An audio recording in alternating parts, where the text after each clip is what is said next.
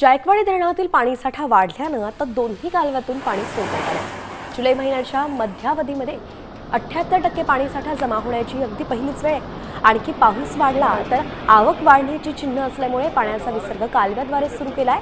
उजवा कालव्यात 200 क्युसेकनं तर डाव्या कालव्यातून 100 क्युसेक विसर्ग सुरू आहे। मराठवाड्यातील 5 जिल्ह्यांमधील जवळपास 2,40,000 हेक्टर क्षेत्राला या पाण्याचा सिंचनासाठी फायदा होणार आहे। डाव्या कालव्याचा छत्रपती संभाजीनगर, जालना आणि परभणी जिल्ह्याला फायदा होणार आहे, तर उजव्या कालव्याचा छत्रपती संभाजीनगरसह बीड आणि अहिल्यानगरला फायदा होईल।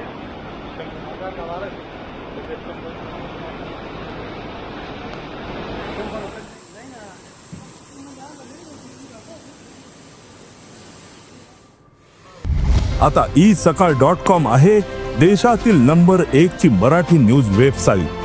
प्रत्येक अपडेटसाठी isakal.com ला नक्की भेट द्या।